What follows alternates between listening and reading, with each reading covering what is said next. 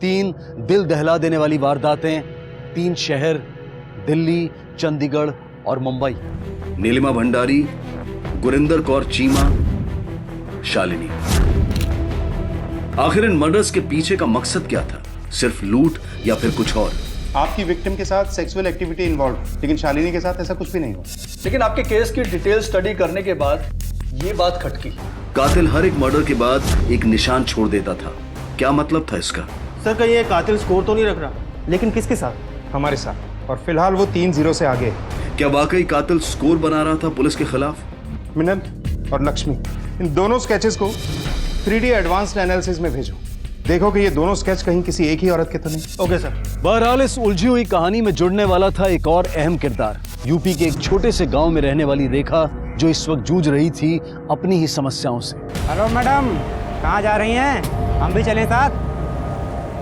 ऐसी औरतों के साथ तो ऐसा ही होना चाहिए था। हमने तो सुना है इसका पति भी इसे छोड़ के चला गया है। वापस मुंबई चली जा। जवान है, सुंदर है, अरे सेठ के हाथ पैर जोड़ेगी ना तो मान जाएगा।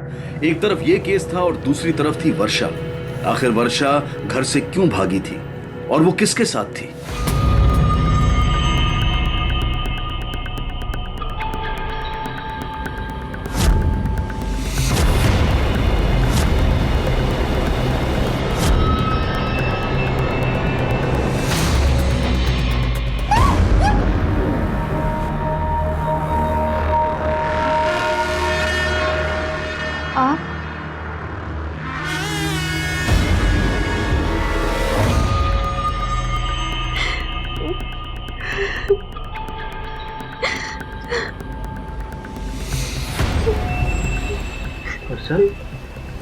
क्यों रुकी है तुम?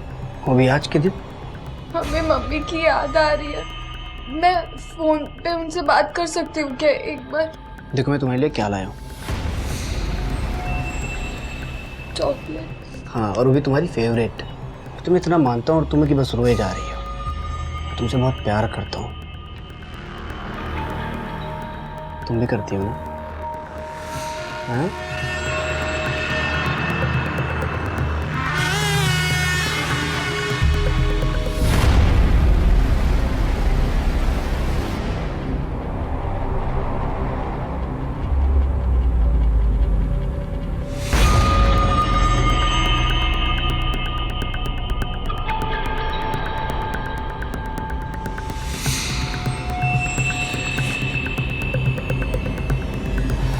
ले, खा ले।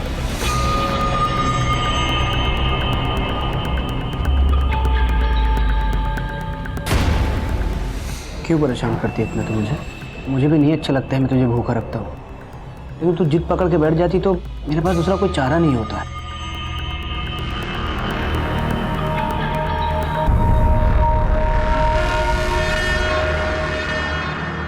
बहुत दिनों से तूने मुझे आई लव यू नहीं बोला है, एक बार बोलना।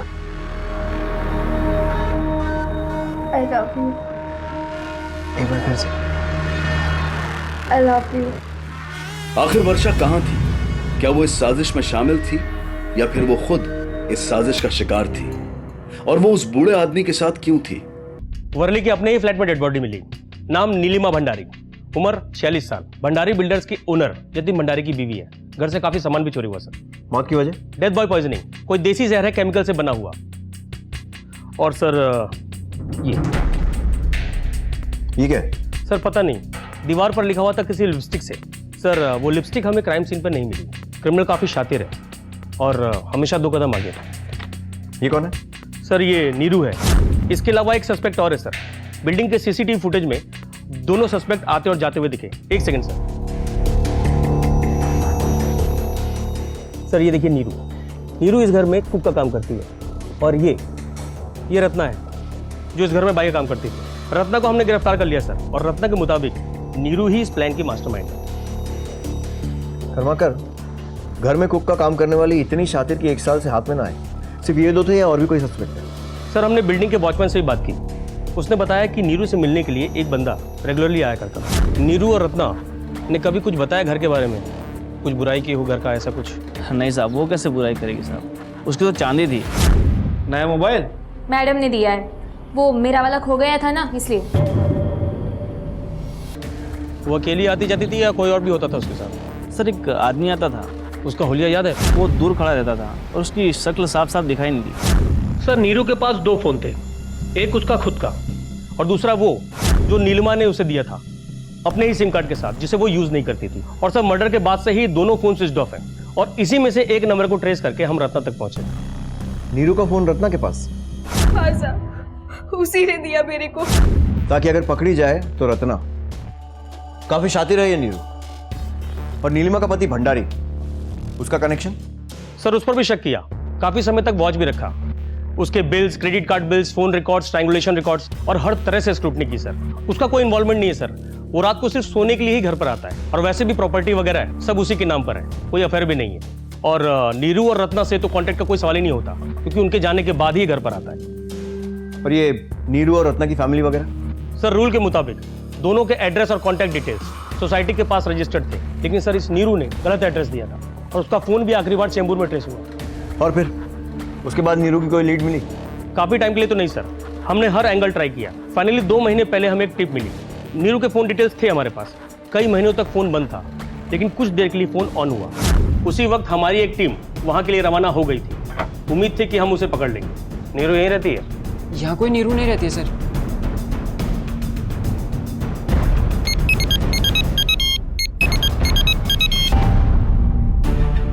सर मैं तो 4 साल से यही नंबर यूज कर रहा हूँ, पर ये नीरू कौन है मुझे भी नहीं पता। इसे जानता है? नहीं सर। ठीक से देख। मैं सच में नहीं जानता सर, मैं तो स्टूडेंट हूँ, छुट्टियों में घर आया हुआ हूँ और सर मुंबई तो मैं कभी गया ही नहीं। याद करके बता, तूने अपना सिम कभी बाहर निकाल के रखा था या किसी दूसरे के मोबाइल में डाला हो? इस बार जब राजकोट से वापस आ रहा था तो ट्रेन में मेरे फ़ोन की बैटरी डेड हो गई थी, तो सर बाजू वाली सीट पे एक आदमी बैठा था, उसने मुझे उसका फ़ोन दिया यूज़ करने के लिए। उस आदमी ने लड़के को जानबूझकर अपना फोन दिया होगा क्योंकि वो जानता था कि पुलिस डिवाइस को ट्रेस कर रही है। चालाक तो बहुत, हमारे तरीके हमारे ही अगेंस्ट यूज कर रहा है। सर ये स्केच बनवाया था उस लड़के की मदद से।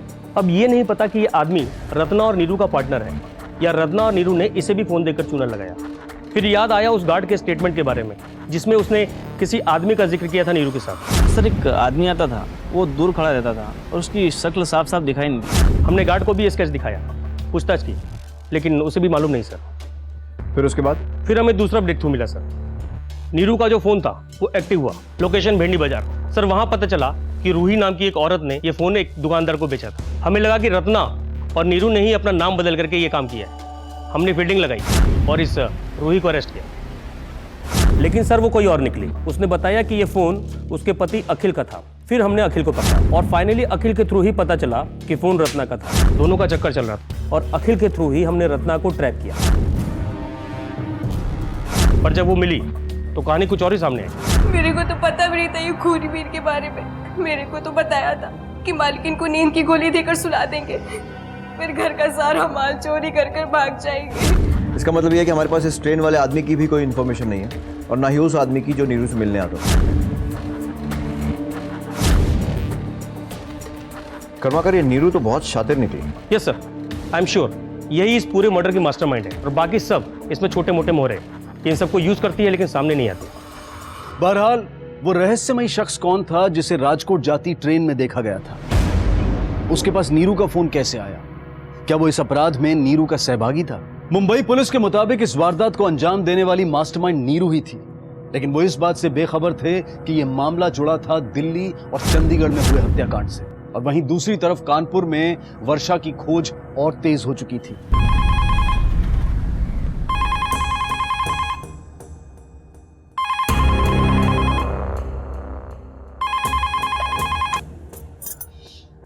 हेलो,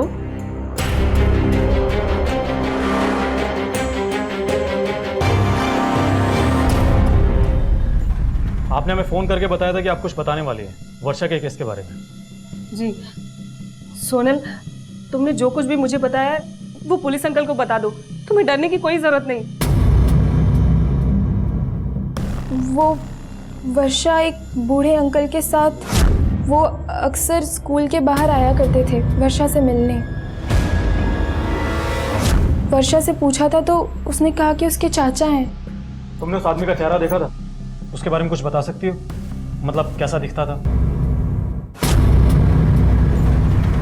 सर, एक खबरी से टिप मिली है कि एक औरत ओल्ड पनवेल के मिर्ची गली के एक ज्वेलर के चक्कर काट रही है। काफी भारी नेकलेस है सर। मैंने ज्वेलर से कंफर्म किया तो पता चला कि नेकलेस वैसा ही है जैसे भंडारे के यहाँ से चोरी हुआ था। ये औरत नीरू हो सकती है। कर्माकर, टीम रेडी रखो, इस बार वो बचनी नहीं चाहिए।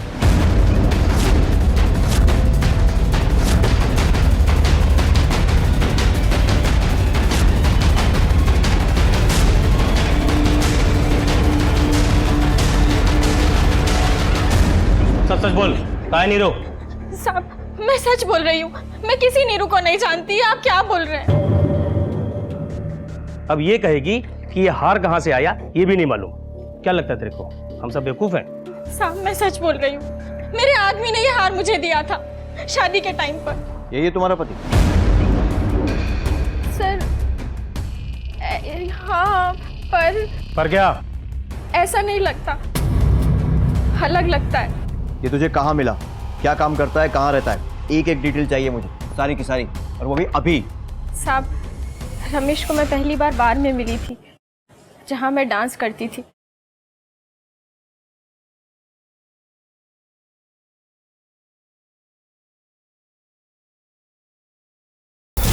हम दोनों के बीच कब प्यार हो गया पता ही नहीं चला, और हम दोनों ने शादी कर ली और मैंने नौकरी छोड़ दी।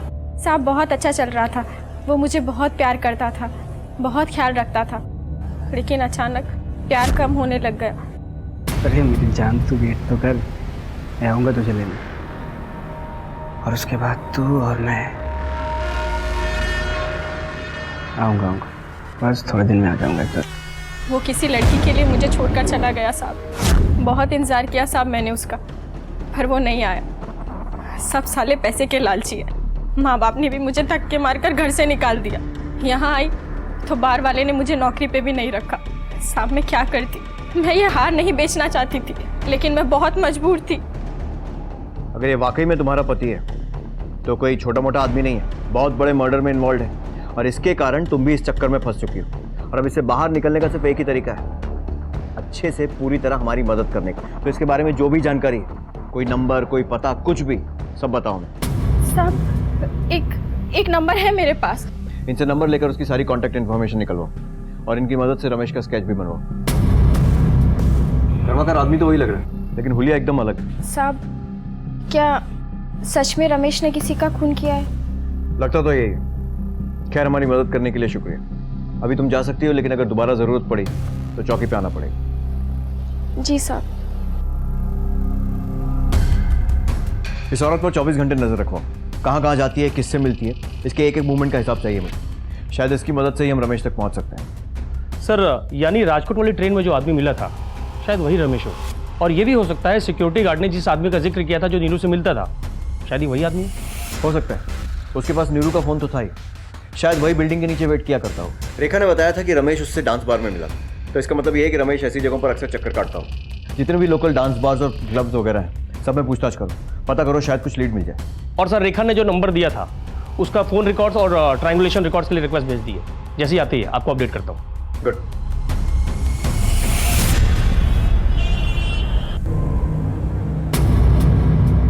ये देख, वर्षा की अलमारी से क्या मिले? ये चीथड़े। तू जानती इन कपड़ों के बारे में? बिल्कुल गई गुजरी थी तेरी बेटी, वो भी एकदम बाजारू। हम यहाँ उसे ढूंढने की कोशिश कर रहे हैं और वो किसी के साथ गुलछर्रे उड़ा रही। कुछ शर्म नहीं आती अपनी ही बेटी के बारे में इस तरह की बातें करते हुए? अरे गाली देनी है तो मुझे दे दीजिए, मैंने उसे ला कर दिए थे। कैसा लगा? अच्छा है, पर पापा और भाई नहीं पहनने देंगे। भैया और पापा को हर बात बताने की क्या जरूरत है? बाहर किसी मॉल में जाके चेंज कर लेना। मैंने सही कहा था, ये सब तेरी वजह से ही हुआ है।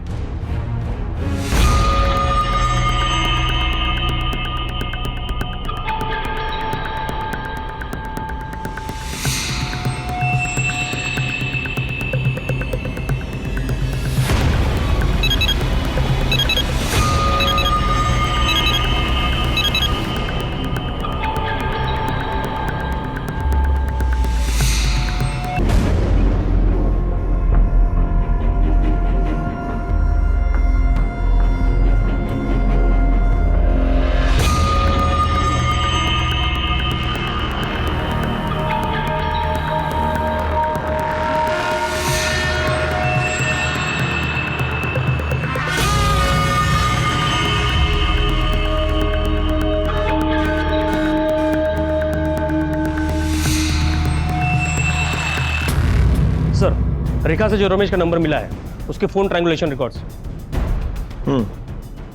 ये तो किसी चंद्र के नाम पर रजिस्टर्ड है। यस सर, नाम भी नकली और जो एड्रेस दिया है वो भी गलत। एक बात और सर, हमने इसे कॉल रिकॉर्ड को चेक किया तो एक ही नंबर पे कई कॉल्स हैं और मैसेजेस भी। किसका नंबर है? सर कानपुर के किसी भरत सिंह के नाम पर रजिस्टर्ड है।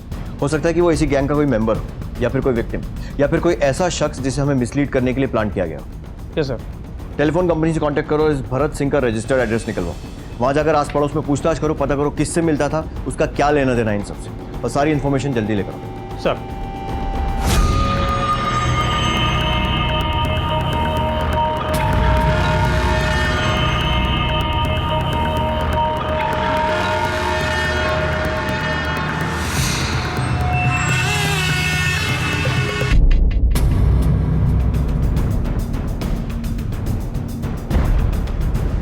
सर, वर्षा का कुछ पता चला? हमें आप लोगों से कुछ बात करनी है, क्या हम अंदर आ सकते हैं? जी आइए।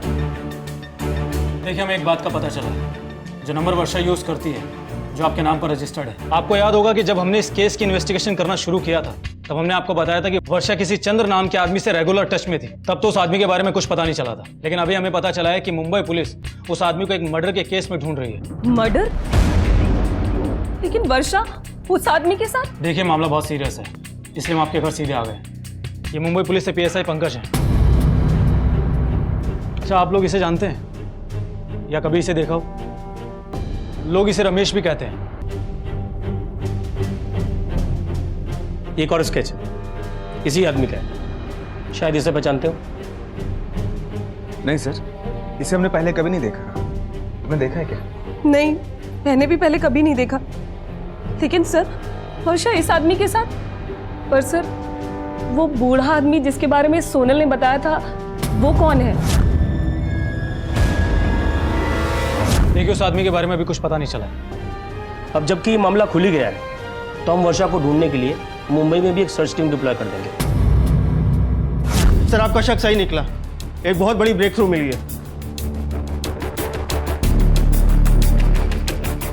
सर ये देखिए, मीनल, लक्ष्मी और ये औरत। सर, मीनल और लक्ष्मी के स्केच आपस में मैच करते हैं। अभी अभी कंफर्मेशन आया है, एक ही औरत अलग अलग गेटअप में। सर, दोनों का स्केच मिला के एक स्केच बना है। एग्जैक्टली तो नहीं कह सकते, लेकिन लगभग ऐसी दिखती होगी। मतलब एक ही औरत इतने वक्त से पुलिस को चकमा दे रही थी। अंकुर, चंडीगढ़ पुलिस को इन्फॉर्म करो, इस बार ये हाथ से निकलनी नहीं चाहिए। Okay sir. अब तक हमेशा पुलिस से एक कदम आगे ये अपराधी इतना शातिर था कि 4 शहरों की पुलिस भी इसे मिलकर ढूंढ नहीं पा रही थी। महीनों की तहकीकात के बाद आखिरकार चंडीगढ़ और दिल्ली पुलिस को एक अहम बढ़त मिली। मीनल और लक्ष्मी एक ही औरत के 2 अलग अलग रूप थे, लेकिन वो आदमी कौन था जिसे गुरिंदर के साथ देखा गया था?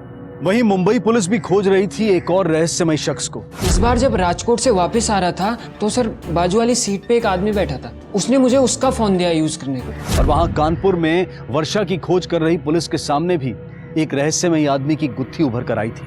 नीरू, मीनल उर्फ लक्ष्मी गुरिंदर के साथ। और ट्रेन में देखा गया वो आदमी, क्या यही गिरोह वर्षा के मामले से भी जुड़ा हुआ था?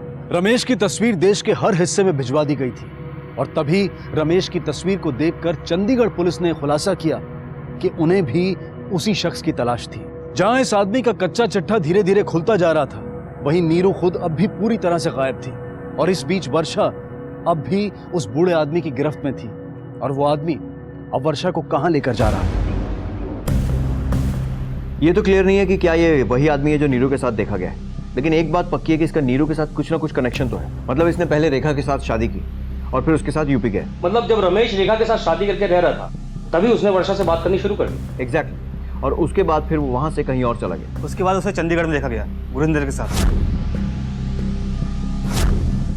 चंडीगढ़ में 20 और दिल्ली शालिनी केस में 30 और यहाँ मुंबई में नीलिमा भंडारी केस में 10।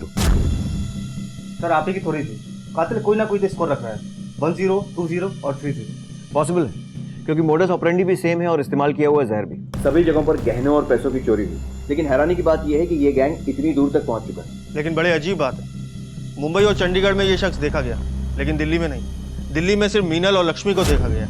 या नीरू, क्योंकि नीरू के स्केच को हमने मीनल और लक्ष्मी के स्केच से एनालाइज करवाया ये नीरू, लक्ष्मी और मीनल तीनों एक ही औरत है सर। ये बात तो क्लियर है कि ये नीरू ही मास्टरमाइंड है, लेकिन रमेश इस सब में किस हद तक शामिल है ये क्लियर नहीं है। सर वो बूढ़ा आदमी जिसे वर्षा के साथ कानपुर में देखा गया था, हो सकता है वो वर्षा से मिलने आता हो या उसकी केयर करता हो। वैसे भी उसके खिलाफ हमारे पास कोई प्रूफ नहीं सर। राइट, और उसको वर्षा के साथ में भी कुछ गलत करते हुए नहीं देखा गया, लेकिन इतने सारे कनेक्टेड केसेस को देखकर, वायलेंस को देखकर लगता है कि वर्षा बहुत बड़ी मुसीबत में फंस गई हो। मेरे ख्याल से हमें अपने अपने शहरों के आसपास सर्च टीम्स डिप्लॉय करनी चाहिए और लार्ज स्केल पे एक सर्च ऑपरेशन शुरू करना चाहिए। बिल्कुल, क्योंकि 3 जाने जा चुके हैं, अब एक और भी।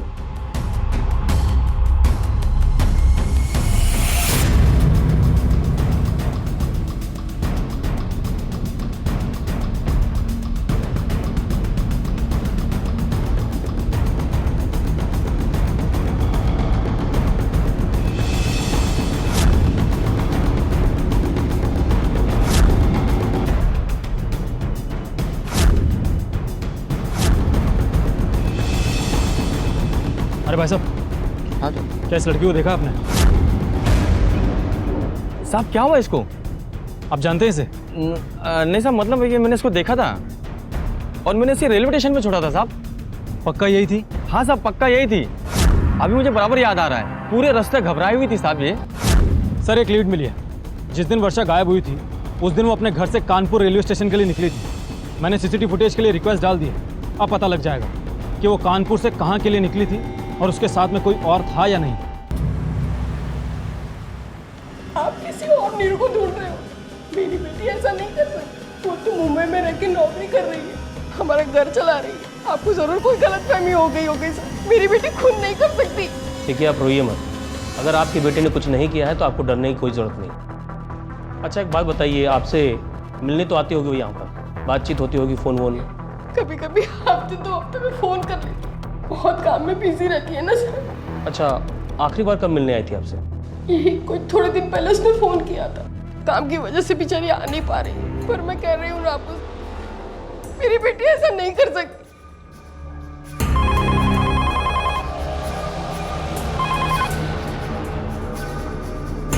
हेलो हेलो माँ, कितना टाइम लगा दिए फ़ोन उठाने में? नीरू, हाँ वो मैं। माँ, हेलो माँ, तू है? हेलो माँ, घर में सब ठीक तो है ना? हाँ बेटा, मैं तो ठीक हूँ, पर वो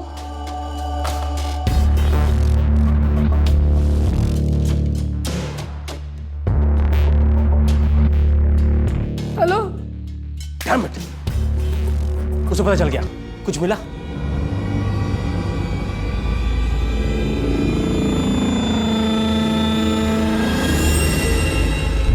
इस वर्षा ने कानपुर से बड़ौदा के लिए ट्रेन पकड़ी थी। हमने बड़ौदा रेलवे अथॉरिटी से वहाँ की सीसीटीवी फुटेज मंगवाई है। ये देखिए, ये यहाँ से सेम ट्रेन पर बड़ौदा रुकती है और इसके साथ। और वो बुड्ढा बड़ौदा पुलिस से कांटेक्ट किया? यस सर, हम पहले से उनके कांटेक्ट में हैं। रमेश को लेकर जो हमने मैन हंट का नोटिस जारी किया था, उस चक्कर में आज हमारी उनसे दोबारा बातचीत हुई थी। उन लोगों ने बड़ौदा रेलवे स्टेशन के पास वर्षा और उस बूढ़े आदमी का फोटो सर्कुलेट करा दिया है। जैसे ही कुछ पता चलेगा हम उनको अपडेट कर देंगे। बस ये वर्षा सेफ होनी चाहिए।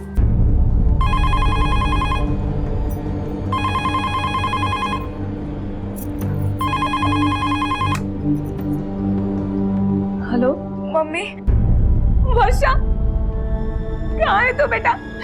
कहाँ है तू?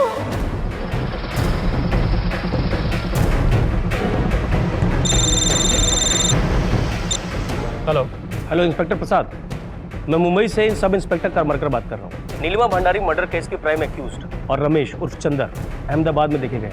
ये टिप मिली हमें और नीरू का फोन अहमदाबाद में ही ट्रेस हुआ है। हो सकता है वर्षा और वो आदमी भी हमें अहमदाबाद में मिले। अजीब कोइंसिडेंस है। हमें भी अभी भखबर मिली है कि वर्षा ने अपनी फैमिली से कांटेक्ट किया था। मुश्किल से 1 मिनट बात की हुई। अहमदाबाद का एक एड्रेस दिया है उसने, किसी लॉज का। हमने अहमदाबाद पुलिस को इन्फॉर्म कर दिया है और हमारे पास में विजुअल कंफर्मेशन है कि वर्षा के साथ में वो बूढ़ा आदमी भी है।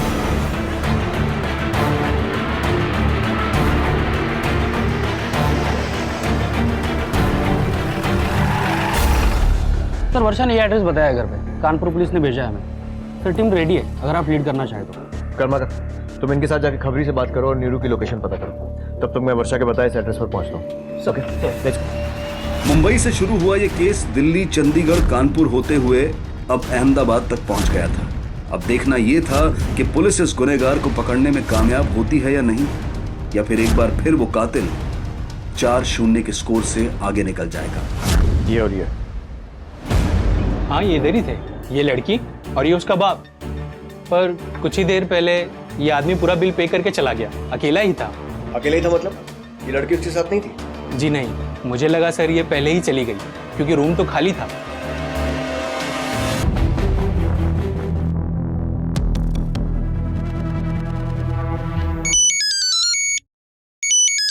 हाँ कर्माकर बोला।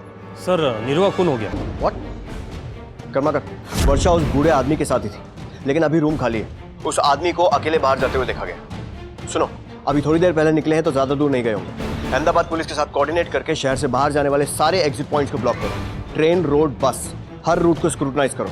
और हाँ, रमेश और वर्षा की फोटो को सर्कुलेट कराओ, ताकि अगर कोई देखे तो शिनाख्त कर सके। मुझे लगता है कि रमेश भी इस सब में शामिल है। एंड नीरू की बॉडी को पोस्टमार्टम के लिए भेजो। ओके सर, बॉडी को पोस्टमार्टम के लिए भेजो।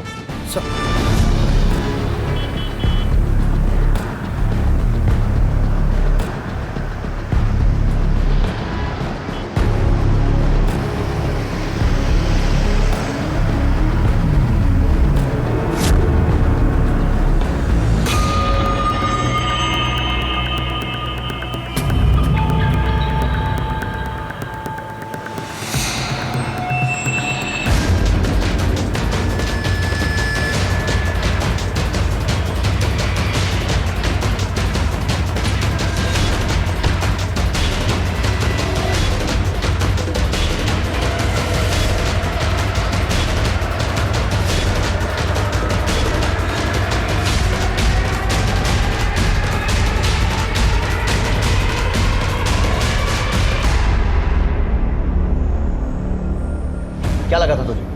हुलिया बदलेगा, भेस बदलेगा और बच जाएगा? जब तक वर्षा मिल नहीं जाती ना, कुछ भी फिनिश नहीं होगा। बोल, कहाँ है वर्षा?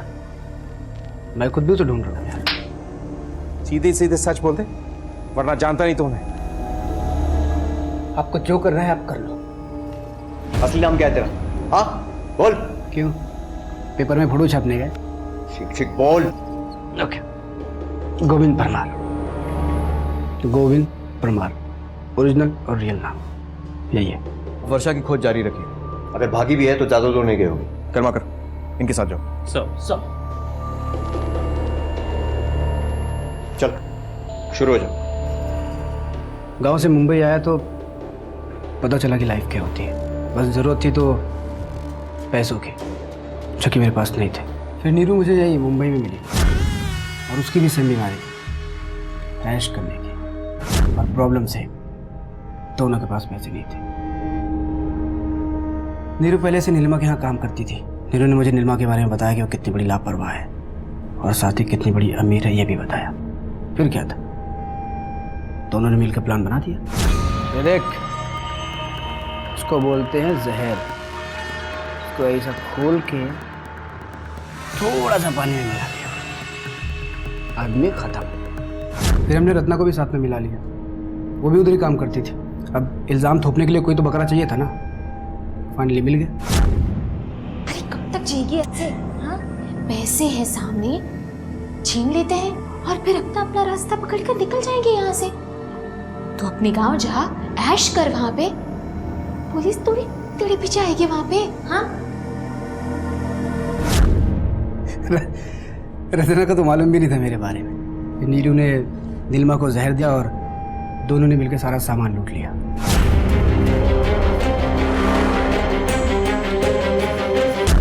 तब तक मेरा दिल रेखा पे आ गया।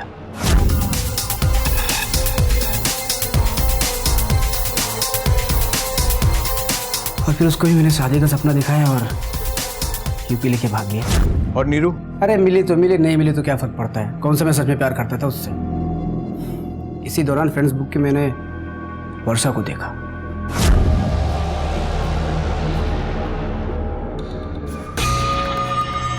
दिमाग एकदम घूम गया सर। फिर मैसेज करना शुरू किया उसको। पटाने में थोड़ा वक्त लगा क्योंकि डरी हुई थी। अरे मेरी जान, तू वेट तो कर, मैं आऊँगा तुझे लेने। आऊँगा, बस थोड़े दिन में आ जाऊँगा। और कसम से पैसे भी खत्म होने लगे थे। तो फाइनली वक्त आ गया था फिर से चूना लगाने का। फिर नीरू ने फ़ोन करके बताया कि चंडीगढ़ में कोई बकरा मिल गया उसे। तो अभी आ जाऊँ? आजा आजा, मालदार पार्टी है, बुड्ढी है, एकदम अकेली। नया नामकरण क्या किया अपना? लक्ष्मी, नर्स। चल पहुँचता हूँ। कैसी लग रही हूँ मैं? लगता है 2 बुड्ढियों को संभालना पड़ेगा। यहाँ मैं इलेक्ट्रिशियन बन के बुढ़िया से चक्कर चला रहा था, वहाँ हीरो लक्ष्मी बन के आंटी की सेवा कर रही थी। फिर से वही जहर, फिर से वही कहानी। मुझे भी मजा आने लगा था। थोड़ा चुटकियों में आदमी खत्म, फिर सारा माल अंदर। और अब पुलिस से भी हर बार बच जाते थे हम लोग। मैंने सोचा था गुरिंदर का काम पटा के कुछ दिनों दिल्ली के मजा लेने चला जाऊंगा। फिर वहां पे शालिनी मिली मुझे। सुंदर थी, अकेली थी बेचारी। हस्बैंड उसका शायद पटती नहीं थी, क्या था पता नहीं, टाइम नहीं देता था उसको, इसलिए मैं पहुंच गया। नीरू भी इस काम में साथ थी ना, इसलिए शालिनी के साथ कुछ करने नहीं देती थी। मेरी मुझे बहन बन के घुस गई थी हमारी लव स्टोरी में।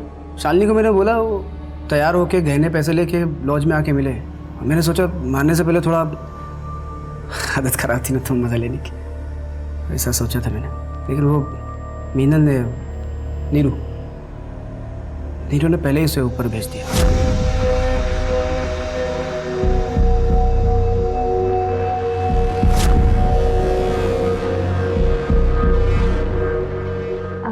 पता है भाभी, आज आप कितनी सुंदर लग रही हैं। भैया तो अभी आते ही होंगे, तब तक आप चाय पीजिए ना। ये लीजिए। क्या किया तुमने यार? तेरा दिमाग खराब है क्या? इतनी भी क्या गलती थी? क्यों? सुहागरात बनानी थी इसके साथ? सुन, तेरी ये जो 2 आंखें हैं ना, मुझसे चिपका के रख, समझा? वैसे भी मुझसे अच्छी लड़की तो तुझे मिल नहीं सकती। चल अब जो बटोरा है ना, ले और निकल यहाँ से जल्दी, चल।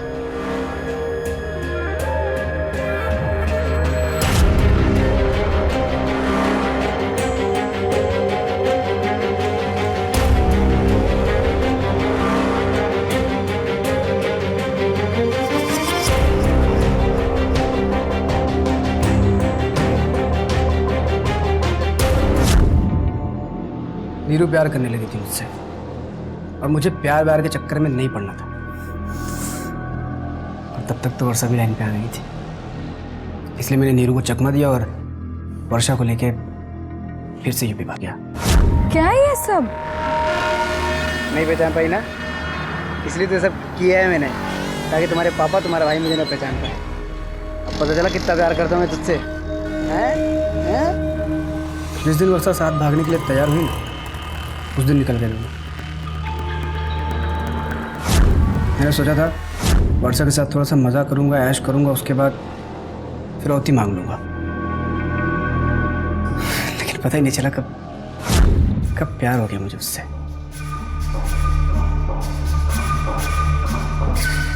मेरे दिल में वर्षा के लिए प्यार बढ़ रहा था, और वर्षा के दिल में मेरे लिए प्यार कम हो रहा था।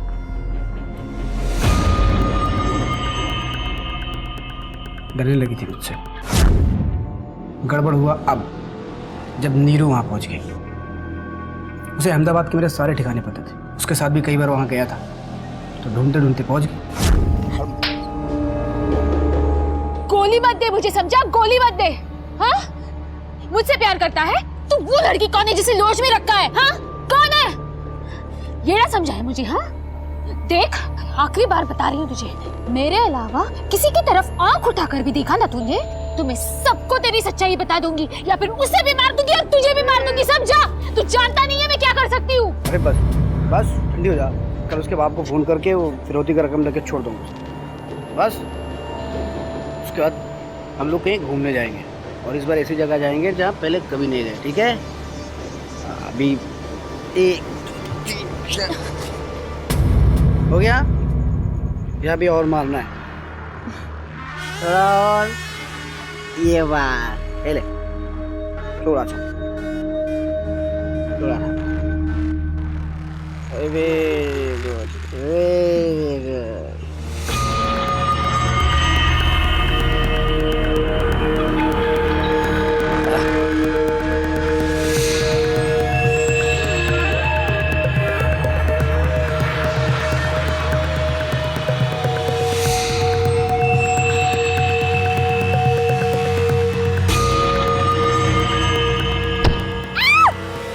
वर्षा कहाँ है? लेकिन जब मैं लॉज पहुंचा तो वर्षा वहां पे नहीं थी। पता नहीं कहीं भाग गई थी शायद।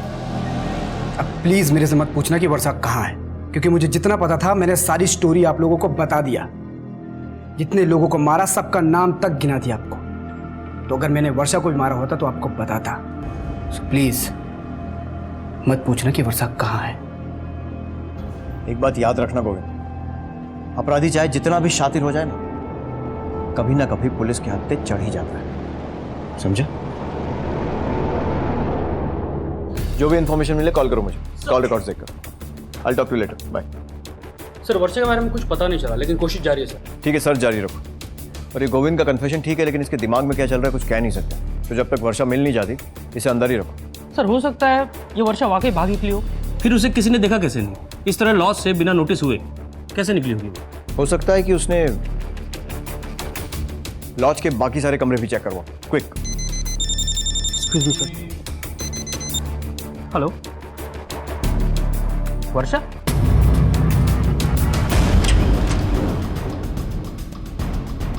अभी थोड़ी देर पहले लड़का सफाई के लिए गया, तो पता नहीं कब से ये।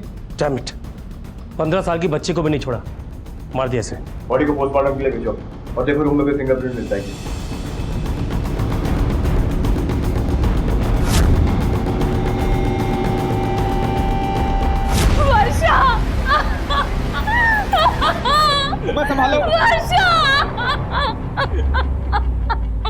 सर पोस्टमार्टम रिपोर्ट आ गई है। गोविंद और वर्षा के बीच संबंध थे, लेकिन कोई जोर जबरदस्ती के मार्क नहीं मिले बॉडी पर। सर इसका मतलब जो हुआ सहमति से हुआ। वैसे भी कंफर्म नहीं कह सकते कि गोविंद ने ही वर्षा को मारा है। गोविंद नहीं तो कौन? क्योंकि सर गोविंद ने ही वर्षा को झांसा देकर घर से भगाया, अपने साथ रखा, टॉर्चर किया और संबंध बनाए। अग्रीड, लेकिन वर्षा की मौत गोविंद के मोडस ऑपरेंडी से बिल्कुल मैच नहीं करती।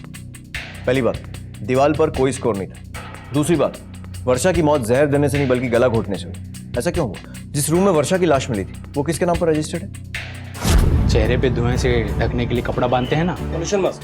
जी हाँ। जस्ट आईडी पेपर दिखा। सर छोटा लॉज है तो मैंने सोचा एक दिन के लिए रूम चाहिए, तो ये पेपर की मगजमारी क्यों, इसलिए मैंने कुछ लिया नहीं। क्यों? अपराधी लॉज का साइज देख के अपराध करता है? रूल के मुताबिक तुझे पेपर लेने चाहिए थे, क्यों नहीं लिए? सॉरी सर, अगली बार से मैं याद रखूंगा, माफ कर दीजिएगा सर।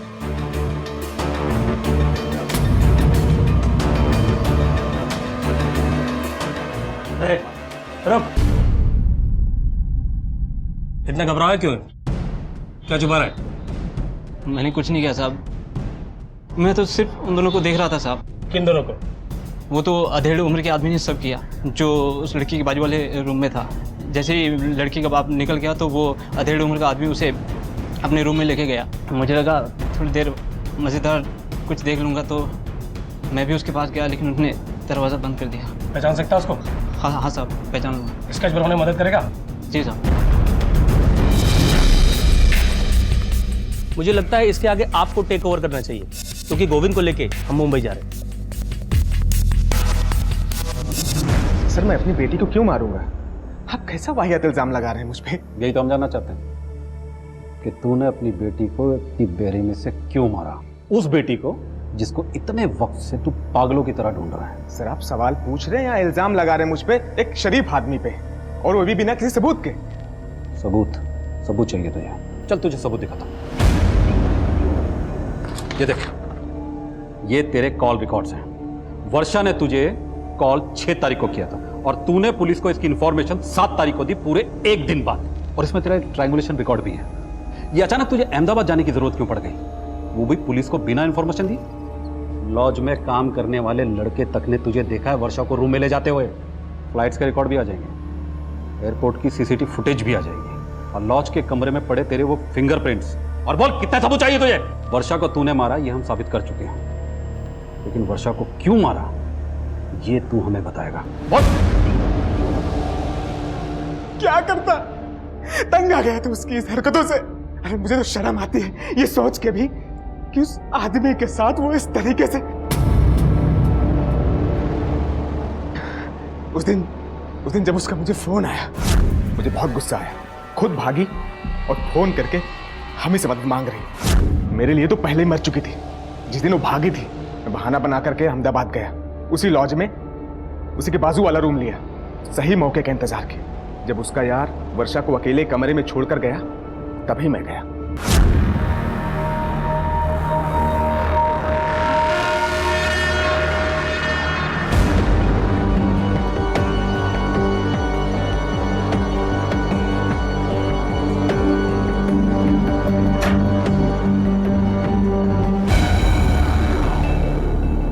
पापा,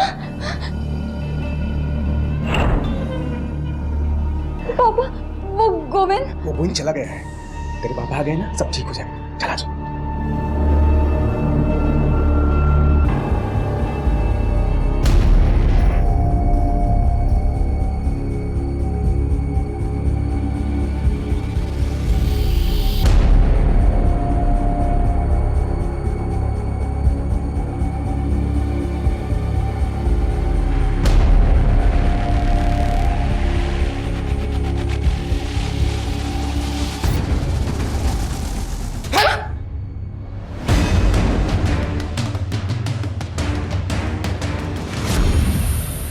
ऐसा नहीं था सर कि मैं अपनी बच्चे से प्यार नहीं करता था, बहुत चाहता था उसको मैं। छोटी थी जब मैं उसे अपने हाथों से चलाता था, लेकिन मैं क्या करता सर, जो करना था वो तो करना ही था। इज्जत का सवाल था, मेरे पास और कोई चारा नहीं था। चारा नहीं था? अपनी बेटी के पास पहुंचने के बावजूद भी तूने उसे बचाया नहीं, मार डाला। तेरे जैसे बाप के होने से तो अच्छा था कि वो अनाथ होती। तुम्हारे जैसे लोगों की वजह से लड़कियां अपनी आजादी को भूलकर घुट घुट के मर रही हैं। तूने अपनी बेटी वर्षा की नहीं, अपनी बीवी की भी जिंदगी बर्बाद की और अपनी जिंदगी भी। गोविंद तो जेल जाएगा, लेकिन तू भी जाएगा, लंबा। सोचा है फिर क्या होगा तेरी इज्जत का? किसी पर हद से ज्यादा किया गया भरोसा आखिरकार गले का फंदा बन जाता है। अफसोस कि वर्षा का अपने ही पिता पर किया गया भरोसा उसे महंगा पड़ा। काश कि भरत ने लोगों की कई सुनी बातों से ज्यादा अपनी बेटी की जान की परवाह की होती। बदकिस्मती से हमारा यही समाज पहले इंसान को गुनाह की खाई में धकेलता है और फिर खुलेआम उस गुनहगार की आलोचना करता है। और फिर आते हैं नीरू और रत्ना जैसे लोग जो दूसरों के लिए गड्ढा खोदते खोदते खुद ही उसमें गिर जाते हैं। आखिरकार पुलिस ने यह साबित किया कि इन सारी वारदातों का मास्टरमाइंड कोई और नहीं बल्कि गोविंद ही था। गुनाह और कानून के इस खेल में गुनहगार चाहे कितना भी तेज क्यों ना भाग ले, अंत में कानून उस तक पहुंच ही जाता है। याद रखें, भरोसा करते वक्त अपनी आंखें खुली रखें, क्योंकि आंखों पर पट्टी बांधकर चलने वाला इंसान खुद ही अपने पतन का रास्ता तय कर लेता है। इसी विचार के साथ अब मैं अनूप सोनी आपसे विदा लेता हूं। फिर मुलाकात होगी अगले एपिसोड में एक और चौंका देने वाले केस के साथ। तब तक अपना और अपने परिवार का ख्याल रखें और देखते रहें क्राइम पेट्रोल डायल 100। सबक एक को, सीख हम सबको। जय हिंद।